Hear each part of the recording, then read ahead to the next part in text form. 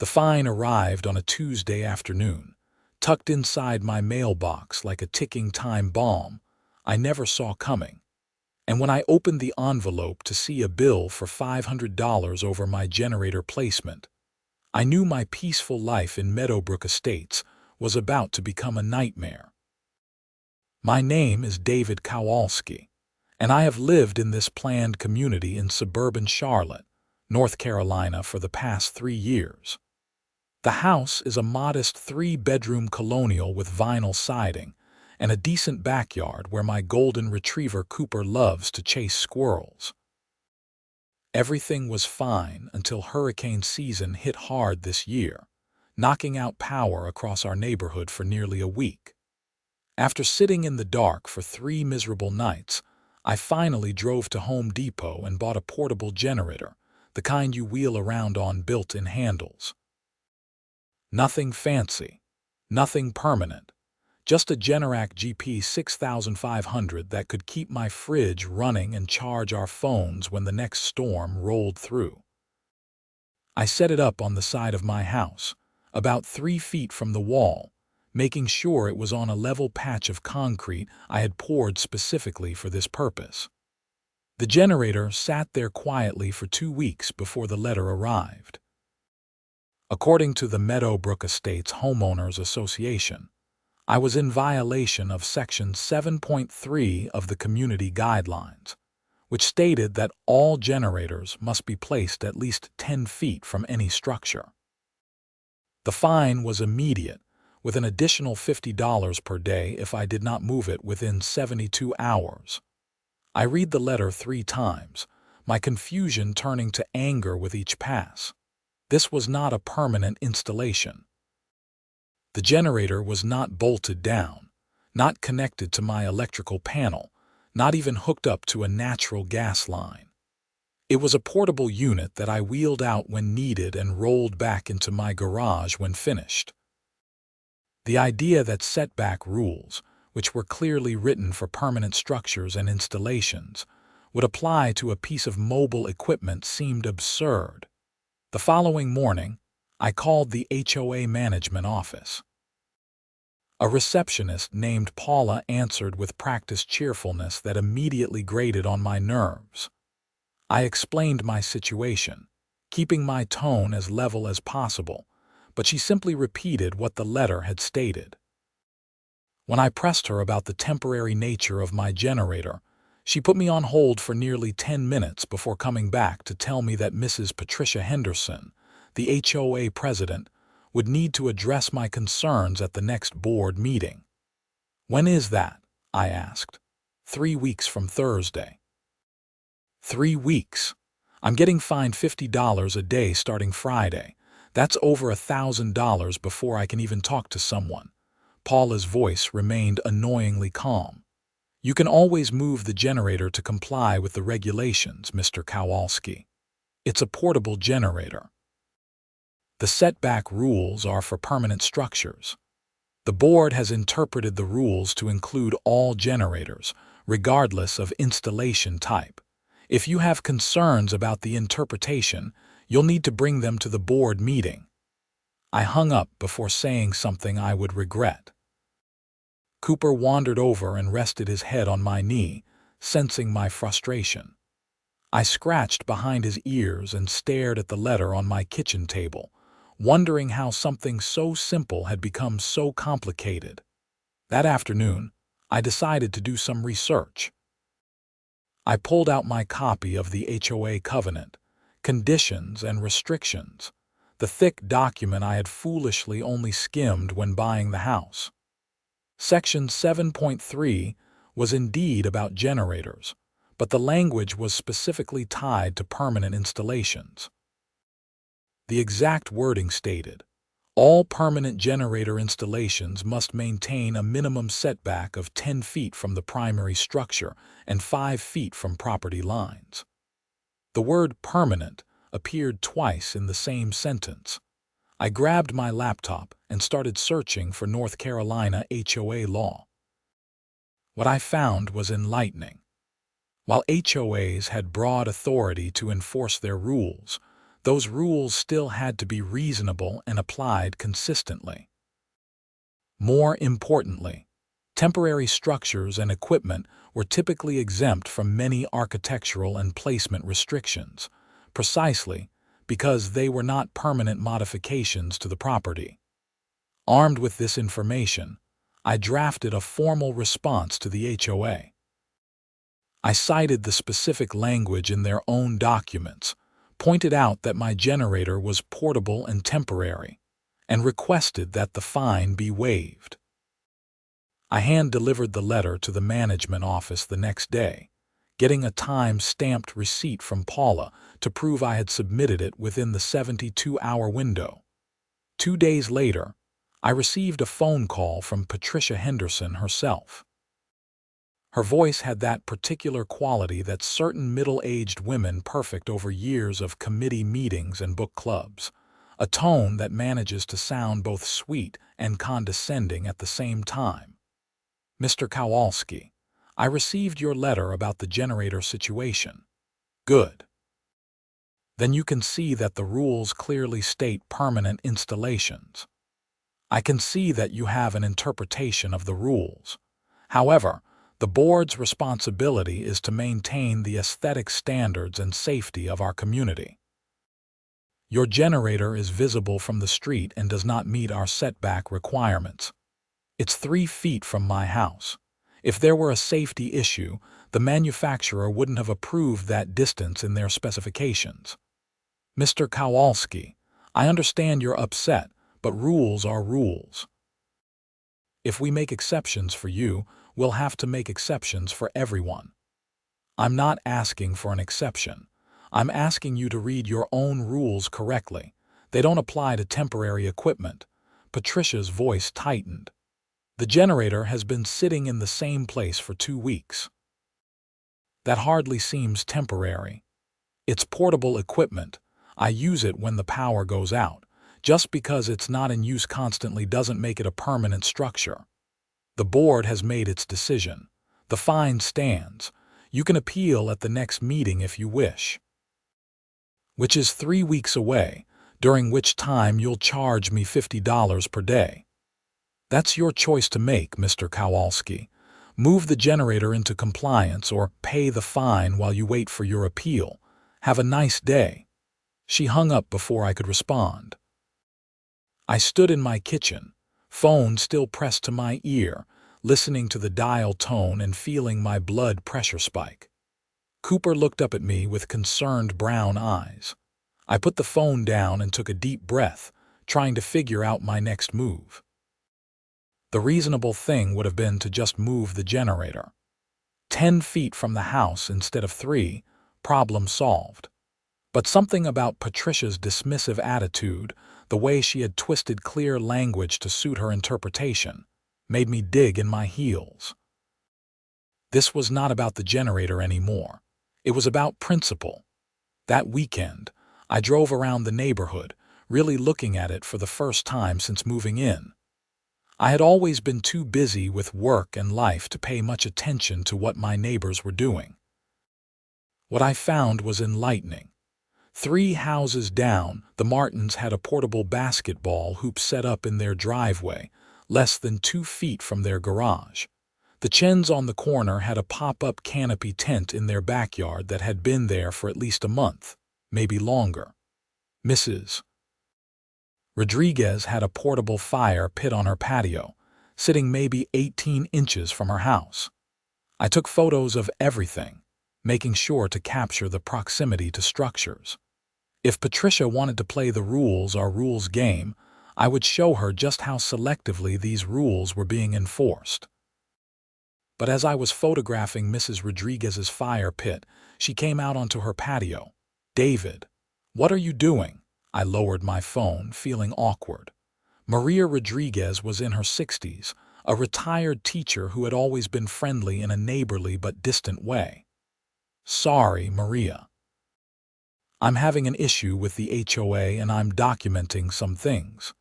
She walked closer, her expression concerned. "What kind of issue?" I explained the situation with the generator, showing her the fine letter I had brought with me. Her face darkened as she read it. Patricia Henderson is behind this. She's the president. Why? Maria handed the letter back.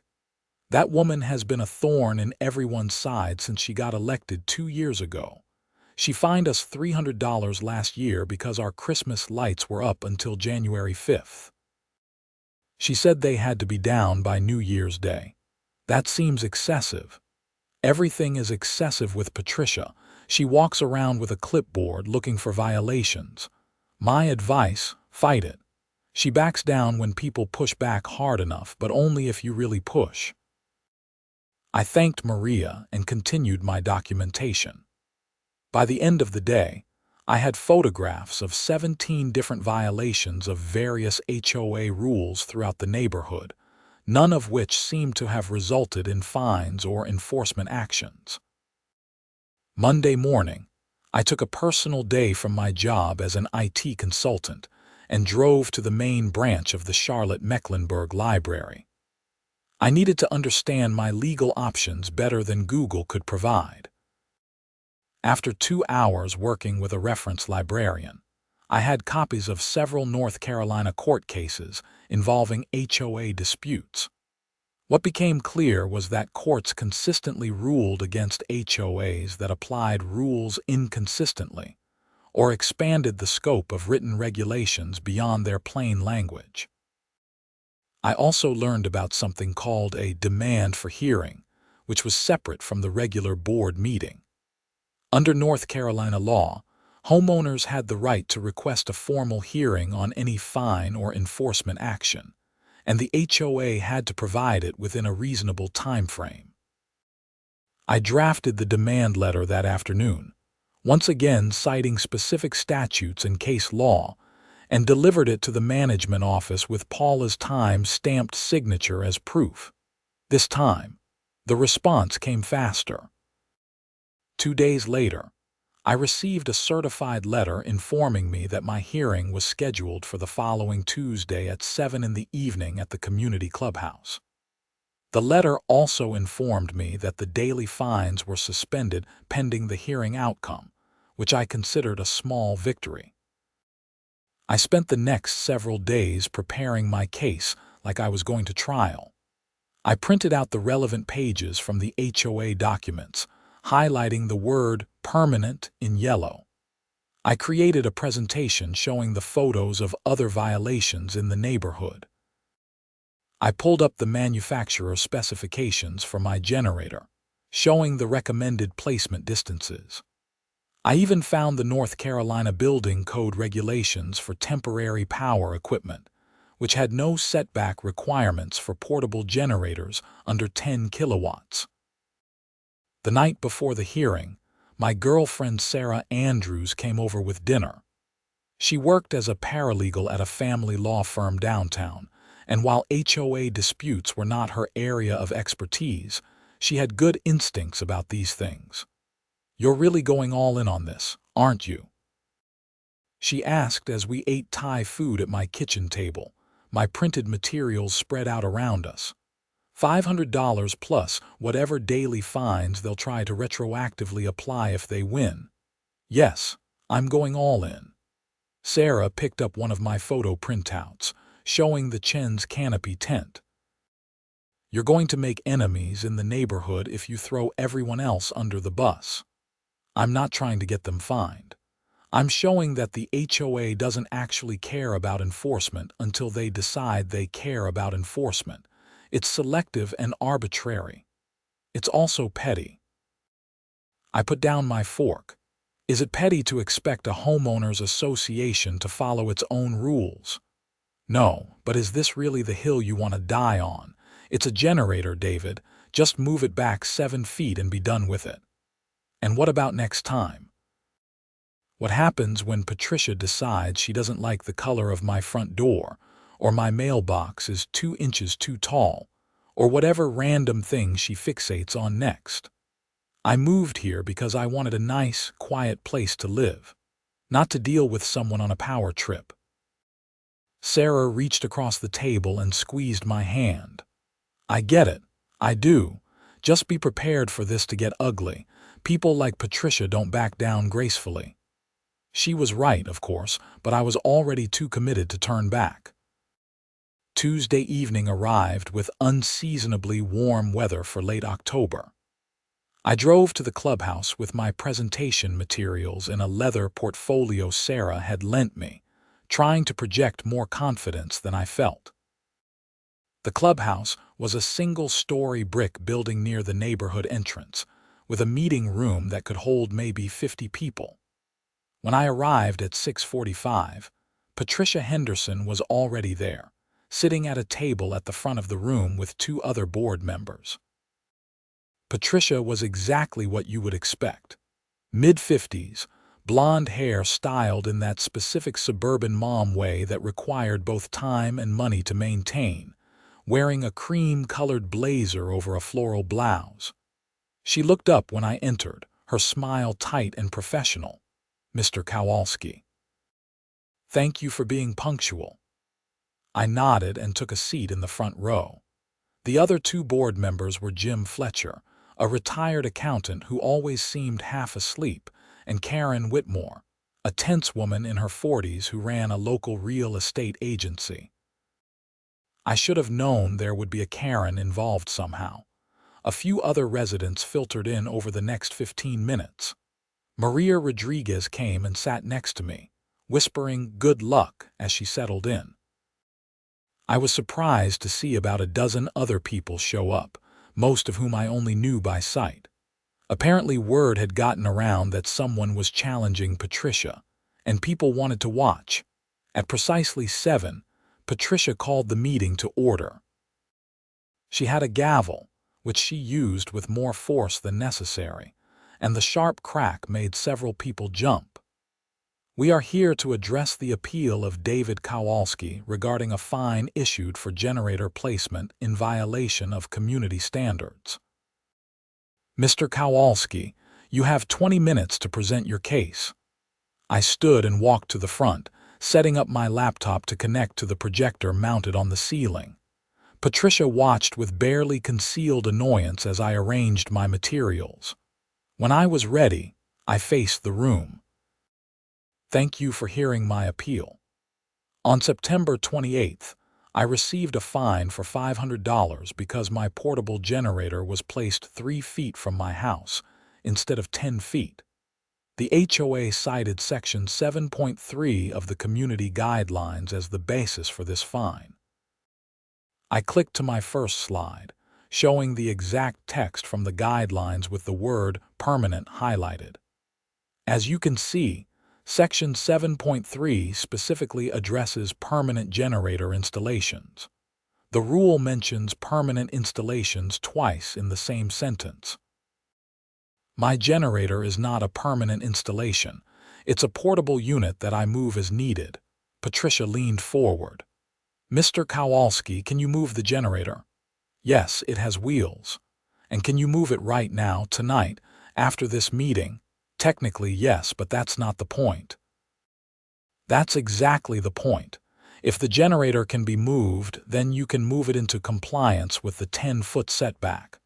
I had expected this argument. "Mrs. Henderson, the refrigerator in my kitchen can be moved too." That doesn't make it a portable appliance for the purposes of setback requirements. The distinction in the rules between permanent and temporary installations exists for a reason. Permanent installations require permits, professional installation, and long-term planning. Temporary equipment does not. Karen Whitmore spoke up for the first time. "But your generator has been in the same place for weeks. You just said it can be moved as needed, but you're not moving it. That makes it functionally permanent." By that logic, my car is a permanent installation because it sits in my driveway most of the time. The question isn't how often I move it. The question is whether it's designed and installed as a permanent structure, which it clearly is not. I clicked to my next slide, showing the manufacturer specifications. The Generac GP 6500 is classified as portable emergency equipment. The manufacturer recommends placing it at least 3 feet from any structure for ventilation and carbon monoxide safety. I'm meeting those requirements.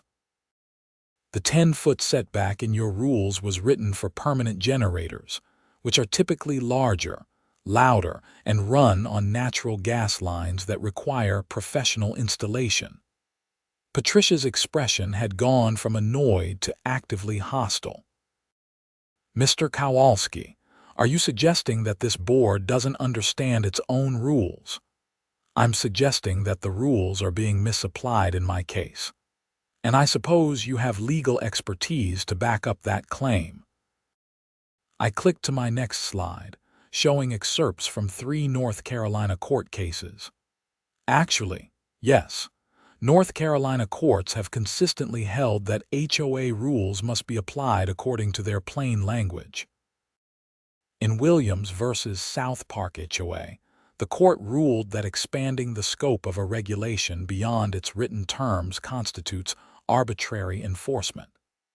In Chen v. Riverside Community Association, the court found that distinctions written into covenants must be honored by the enforcing body. And in the 2019 case of Martinez v. Sunset Hills, the court specifically addressed generator regulations, ruling that temporary portable equipment is not subject to the same placement restrictions as permanent installations. The room had gone very quiet. I could see Jim Fletcher actually paying attention now, leaning forward to read the slide. Patricia's jaw was tight, her hands clasped on the table in front of her. I clicked to my next slide, and this was the one I knew would cause problems. Additionally, I've documented 17 instances of other residents having temporary or portable equipment placed in violation of various setback and placement rules. None of these residents have been fined. The Martins have a basketball hoop 2 feet from their garage. The Chens have a canopy tent that's been up for months. Mrs. Rodriguez has a fire pit closer to her house than my generator is to mine. This selective enforcement violates the HOA's duty to apply rules consistently across the community. Maria shifted uncomfortably beside me. Several other residents in the room exchanged glances. Patricia's face had gone slightly red. Mr. Kowalski, are you seriously suggesting that we should fine your neighbors to justify fining you? I'm suggesting that you shouldn't be fining anyone for temporary equipment that your own rules don't regulate. But if you insist these rules apply to portable generators, then yes, you need to enforce them consistently or not at all. Karen Whitmore jumped in. What we do or don't enforce in other cases is not relevant to your violation. Actually, under North Carolina law, it is. Selective enforcement can render a covenant or rule unenforceable. If you're going to hold me to a standard, you have to hold everyone to that standard. Patricia stood abruptly. The board needs to discuss this privately. Everyone please wait outside for 10 minutes. I gathered my materials and filed out with everyone else. In the hallway, Maria grabbed my arm. David, you didn't have to bring up my fire pit. I'm not trying to get you in trouble, Maria. I'm trying to make a point. Well, you made it. Patricia looks like she wants to murder you. Several other residents approached me with mixed reactions. Some thanked me for standing up to Patricia, sharing their own stories of ridiculous fines and overreach. Others seemed worried that I had just painted a target on everyone's back. Mrs. Chen actually looked terrified, pulling her husband aside to whisper urgently in Mandarin. After 20 minutes, not 10, we were called back inside. Patricia had composed herself, her professional smile back in place, but her eyes were cold. The board has discussed your appeal. While we appreciate your research and preparation, we maintain that the setback requirements apply to all generators, regardless of whether they are permanent or temporary. However, in the interest of community harmony and considering that this is your first violation, We are willing to reduce the fine to $250 if you move the generator into compliance within 7 days. I remained standing. That's not acceptable. The fine should be waived entirely because I'm not in violation of any rule that actually applies to my equipment.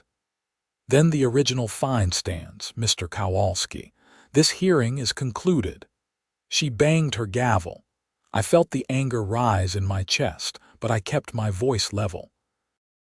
Then I'll see you in court. The room went silent again. Patricia's smile finally cracked. Excuse me. I'm filing a lawsuit to challenge this fine and the board's interpretation of the community guidelines. I gave you a chance to do the right thing. You chose not to. I packed up my materials and walked out, aware that every eye in the room was on me. My hands were shaking slightly as I loaded everything into my car, adrenaline and anger mixing in my bloodstream. Sarah had been right that this would get ugly, but I was past caring. The next morning, I contacted a real estate attorney named Robert Klein, who specialized in HOA disputes. His office was in a high-rise in downtown Charlotte, and his paralegal was able to get me an appointment that afternoon. Robert was in his early 60s, with silver hair and the kind of calm confidence that comes from winning a lot of cases. "I've dealt with Meadowbrook Estates before," he said after I explained the situation. "Patricia Henderson has a reputation. She's been president for 2 years and has generated more legal complaints than the previous 5 presidents combined. So you think I have a case? I think you have an excellent case, but I want to be clear about what you're getting into. Fighting an HOA is expensive and time-consuming. My retainer for something like this is $5,000, and the case could take 6 months to a year to resolve. You're fighting over a $500 fine. The math doesn't work in your favor. I had expected this. It's not about the money anymore. It's about the principle." Robert leaned back in his chair. "A lot of people say that. Most of them regret it once the bills start piling up. I don't care. Can you take the case?" He studied me for a moment, then nodded. "Yes, and honestly, I'd enjoy it. Patricia has had this coming for a while. But you need to be prepared for her to make your life difficult. She'll look for other violations, file complaints about everything you do, make living in that neighborhood uncomfortable. Let her try." We spent the next hour going over the details, and I wrote a check for the retainer that made my stomach clench. Robert assured me that he would file the lawsuit by the end of the week, and that we had a good chance of winning, possibly even recovering attorney fees if the court found the HOA's actions were in bad faith. When I got home, there was a new letter in my mailbox. This one informed me that my backyard fence was a 1/4 inch too tall according to community standards and needed to be lowered within 30 days. I had installed that fence 2 years ago with HOA approval. The sudden violation notice was not a coincidence. I took a photo of the letter and texted it to Robert with the message, "It's already starting." He replied within minutes, "Document everything. Save every letter, every email, every conversation. We'll add harassment to the lawsuit if it continues." Over the next 2 weeks, I received 4 more violation notices. My mailbox was the wrong shade of black.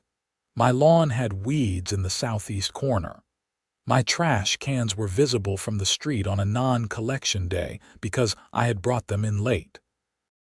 Cooper's dog house in the backyard was not an approved structure. Each letter came with a fine ranging from $100 to $300. I photographed everything, documented everything, and forwarded everything to Robert. The harassment was blatant and obvious, and part of me was glad. It would only strengthen our case, but the stress was getting to me. I found myself dreading coming home, wondering what new complaint would be waiting in my mailbox. Sarah was supportive but worried. "This is affecting your health, David. You're not sleeping. You're stressed all the time. I'm fine. You're not fine. You're obsessed. She was not wrong, but I could not back down now.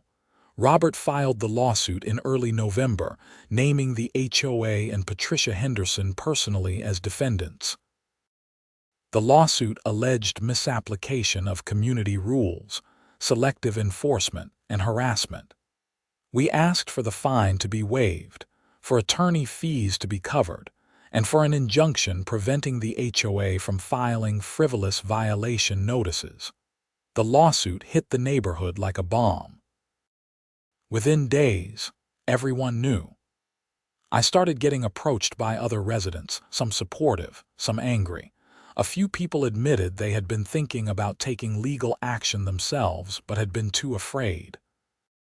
Others accused me of ruining property values and making the neighborhood a target for negative attention. Patricia, predictably, sent a letter to every household in Meadowbrook Estates, painting herself as a defender of community standards under attack by a rogue homeowner who wanted to ignore all the rules. The letter was so over the top that several people actually reached out to express their support for me, but it also hardened the divide in the neighborhood. Thanksgiving came and went in a blur of depositions and document requests. Robert had brought in an associate to help with the case, a sharp younger attorney named Lisa Chen, who had a particular interest in HOA law. Together, they built a case that was both thorough and damning. The evidence of selective enforcement was overwhelming. We had photographs of dozens of violations throughout the neighborhood, none of which had been addressed until I filed the lawsuit. Then, suddenly, the Martins got a letter about their basketball hoop. The Chens got one about their tent. Mrs. Rodriguez got one about her fire pit. It was transparent retaliation, and it was all documented. We also uncovered that Patricia had a history of targeting specific residents. Through discovery, we obtained HOA email records showing that she had instructed the management company to keep a close eye on several homeowners she considered problematic. My name was on that list long before the generator issue, apparently because I had once questioned a budget increase at an annual meeting 2 years ago. The case was scheduled for court in mid-January, but things came to a head before we ever made it to trial. In early December, a local news station picked up the story. A reporter named Jennifer Morrison had seen the court filings and thought it would make an interesting segment about HOA overreach. She contacted me, and after checking with Robert, I agreed to an interview. The segment aired on a Tuesday evening, right during the dinner hour when local news got its highest ratings. Jennifer had done her homework, interviewing not just me but several other Meadowbrook residents, including Maria Rodriguez, who talked about her own experiences with Patricia's enforcement campaigns. The segment showed my portable generator sitting innocently against my house, while Jennifer explained the distinction between permanent and temporary installations in language anyone could understand. The story went viral locally.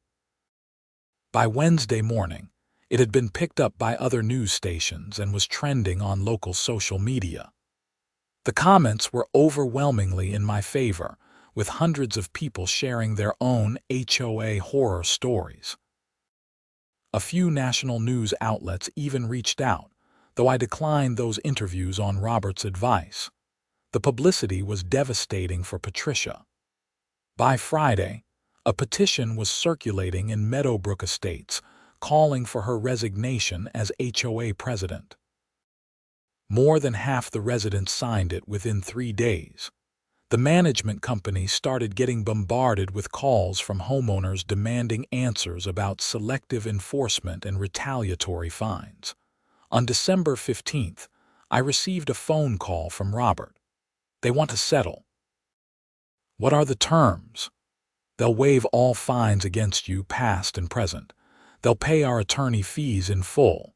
They'll issue a formal clarification that setback rules apply only to permanent installations. And Patricia Henderson has agreed to resign as HOA president effective immediately.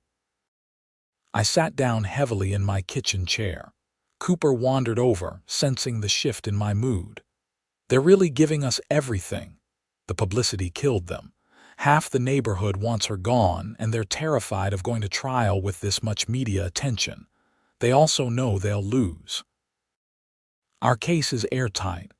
What about the other residents who got retaliation fines? Those will be waived too. It's part of the settlement. I should have felt triumphant. Instead, I just felt tired. Okay, let's take it. You sure? We could push for more. We could demand they pay damages for emotional distress. No, this is good. I just want it to be over. The settlement was finalized the week before Christmas. True to the terms, every fine was waived. I received a check for $17,000 covering Robert's fees, which felt surreal. The HOA sent out a formal letter to all residents explaining the clarification about temporary installations and apologizing for the enforcement inconsistencies under the previous board leadership. Patricia Henderson resigned without comment, and the board appointed Jim Fletcher as interim president until the next election. He immediately proved to be a far more reasonable person, sending me a personal note apologizing for the whole mess and thanking me for bringing the issues to light. The neighborhood slowly returned to normal, though there was definitely an awkward period where people did not know how to act around me. Some treated me like a hero. Others avoided eye contact. But as the weeks passed and life moved on, the tension faded. New neighbors moved in who had no idea about the whole generator saga. The community Facebook group found new things to argue about. Sarah and I were sitting on my back deck in late January, enjoying an unseasonably warm afternoon. Cooper was sprawling in a patch of sunlight, perfectly content.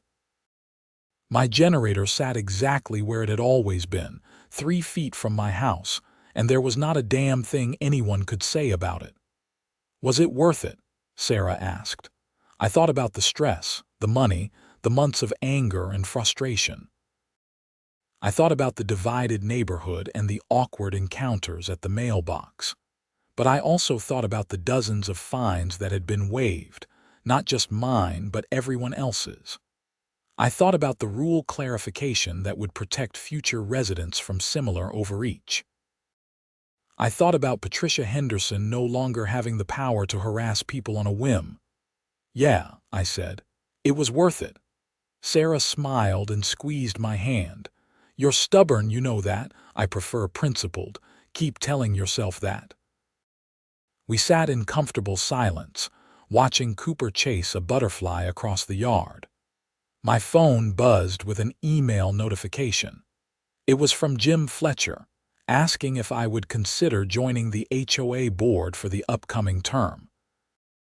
Several residents had suggested my name, apparently impressed by my willingness to stand up for what was right. I showed the email to Sarah. She laughed. Are you going to do it? Hell no. I fought the HOA. I'm not going to become the HOA. Wise choice. I deleted the email and put my phone away. The generator hummed quietly against my house, exactly 3 feet from the wall, a small monument to the principle that rules should mean what they say and be applied fairly to everyone. It was not about the generator, really. It had never been about the generator. It was about refusing to let someone abuse a small amount of power just because they could.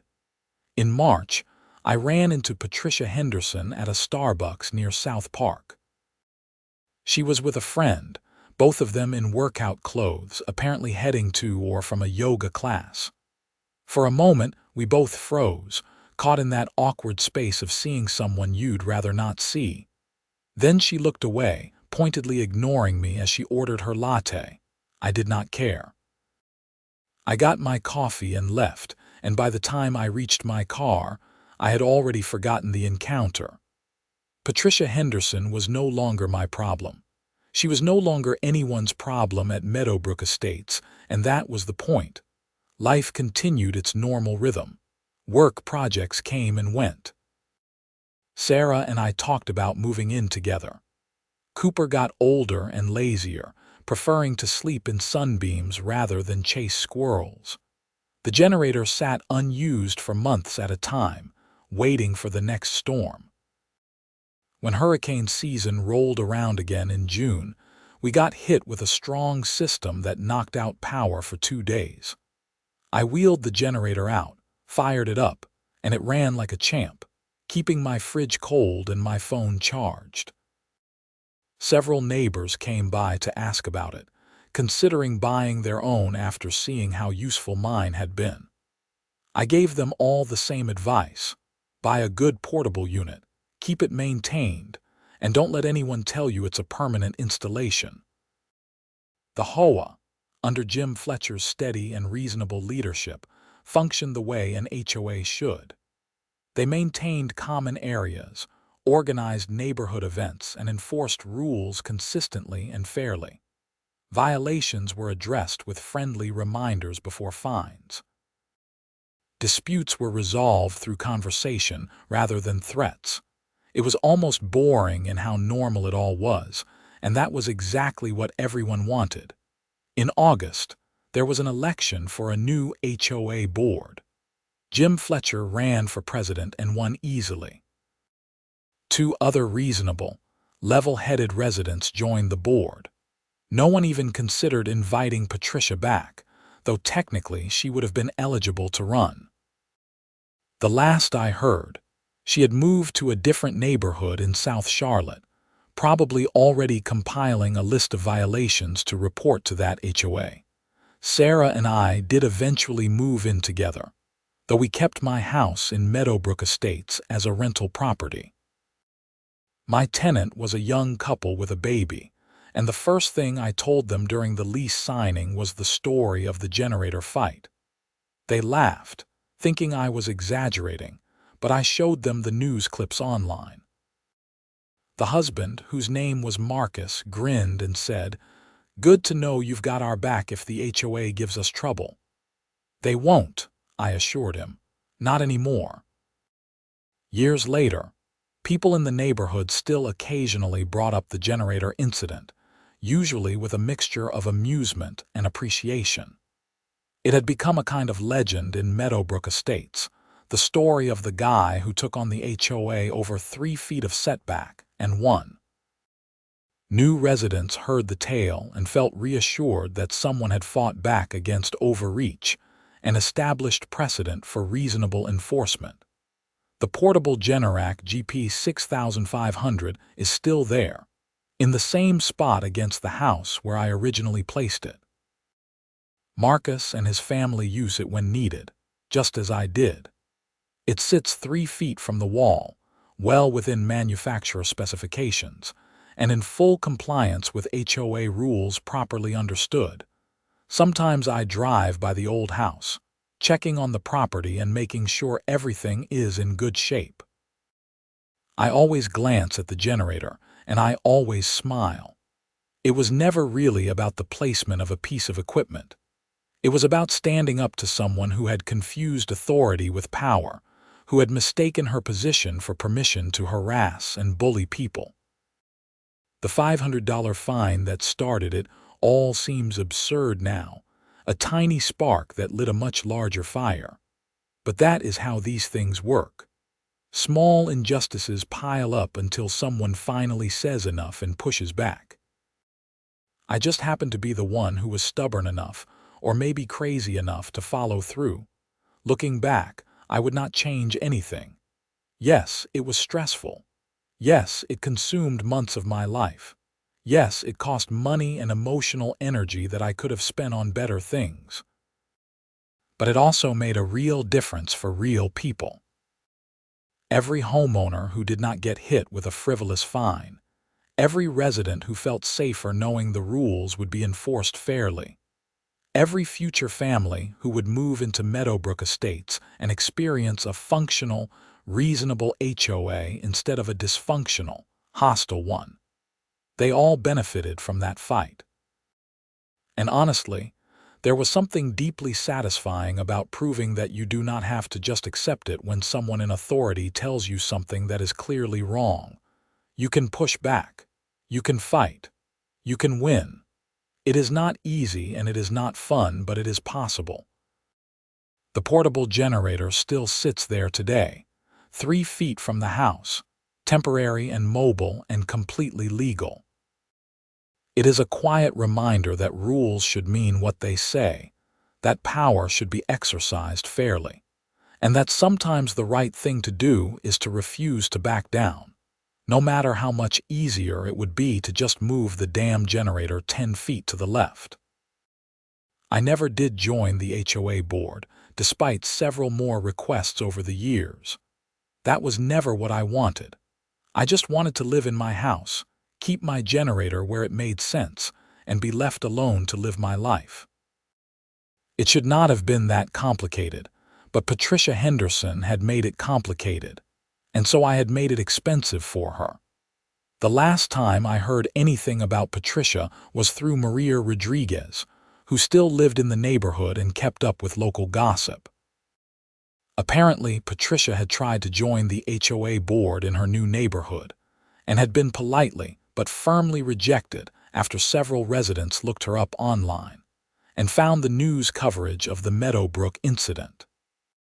Her reputation had followed her, a permanent mark that no amount of cream-colored blazers and clipboard wielding could erase. Some people might feel bad about that. I did not. Actions have consequences, and Patricia's actions had hurt a lot of people. The fact that those consequences finally caught up with her seemed like justice to me. On a warm evening in late September, 2 years after the whole mess had ended, I got a text from Marcus asking if I could stop by the house. When I arrived, I found him and his wife hosting a small neighborhood gathering in the backyard. Jim Fletcher was there along with Maria Rodriguez, the Chens, the Martins, and several other families I knew by sight if not by name. "What's this about?" I asked. Marcus grinned and handed me a beer. "We're celebrating. It's been 2 years since the settlement, and we wanted to thank you for making this neighborhood a place where people actually want to live." I was genuinely touched. We spent the evening grilling burgers and talking, and several people shared their stories of dealing with Patricia's reign of terror before I had challenged her. The stories were both infuriating and absurd. One couple had been fined because their Halloween decorations were up 2 days early. Another had been cited for parking their own car in their own driveway because it was a pickup truck, and Patricia thought trucks were unsightly. As the sun set and people started heading home, Maria pulled me aside. "You did a good thing, David, not just for yourself, but for all of us. This neighborhood is a community again instead of a dictatorship. I just refused to pay an unfair fine. You did more than that. You reminded everyone that we have rights and that we don't have to accept abuse from people in authority. That matters." I drove home that night feeling something I had not felt in a long time about the whole generator incident. Pride, genuine pride, in standing up for what was right and following through even when it was hard. The portable generator was more than just a piece of equipment now. It was a symbol of resistance against petty tyranny, proof that one person really can make a difference if they are willing to fight. Sarah was waiting when I got home, having skipped the gathering to catch up on work. I told her about the evening, about the stories people had shared, about Maria's words. She listened with a smile, then said something that stuck with me. "You know what the best part is? You didn't set out to be a hero or make a statement. You just wanted your generator to stay where you put it." Sometimes the most important fights are the ones we never intended to have. She was right. I had not wanted a fight. I had wanted to keep my portable generator in a sensible location and be left alone. But when Patricia Henderson had decided to misapply the rules and fine me anyway, I had been forced to choose between accepting an injustice or standing up to it. I had chosen to stand, and that choice had rippled outward in ways I never anticipated. The generator is still there today, exactly where it started, exactly where it belongs. Every time I see it, I remember that rules should be clear and fairly enforced, that temporary really does mean temporary, and that sometimes you have to fight for principle even when the path of least resistance is right there in front of you. It was never really about the placement of a generator. It was about refusing to let someone abuse their position to push people around. It was about demanding that rules mean what they say and be applied consistently. It was about standing up for yourself, and in the process, standing up for everyone else dealing with the same nonsense. Would I do it again? Absolutely. Would I recommend it to others in similar situations? That depends. Fighting an HOA is expensive, stressful, and time-consuming. You need to be prepared for retaliation, for harassment, for months or even years of hassle. You need documentation, legal help, and the financial resources to sustain a fight. Most importantly, you need to be absolutely certain that you are in the right, because nothing is worse than going to war over a principle and discovering midway through that you were wrong. But if you have all those things, if you are certain of your position and willing to see it through, then yes, fight. Push back. Demand that the rules be followed as written. Insist on fair and consistent enforcement. Do not let people abuse small amounts of power just because it is easier to comply than to resist. The temporary generator taught me that lesson. 3 feet from my house, portable and mobile, and completely legal under any reasonable reading of the rules. It sits there still, a monument to principle over convenience, to standing up rather than backing down, to the idea that sometimes the right thing to do is refuse to move, refuse to pay, and refuse to accept that might makes right. Patricia Henderson learned that lesson the hard way, losing her position, her reputation, and her ability to bully people hiding behind a clipboard and a misread rule book. The neighborhood learned it too, finding its voice and demanding better leadership and fairer treatment. And I learned that fighting for what is right, even in something as seemingly trivial as generator placement, can make a real and lasting difference. The generator still runs perfectly when needed, keeping food cold and phones charged during power outages, doing exactly what I bought it to do. It has never been a permanent installation. It has always been temporary equipment, portable and mobile, exempt from setback rules written for permanent structures.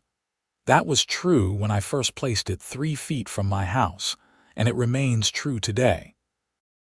Some battles are worth fighting, even when everyone tells you to just move the generator and make the problem go away. This was one of those battles, and I am glad I fought it, glad I won, and glad that the temporary generator still sits exactly where common sense and manufacturer specifications say it should sit, 3 feet from the wall, unmoved and unmovable by anyone who thinks their authority matters more than the written rules they are supposed to enforce.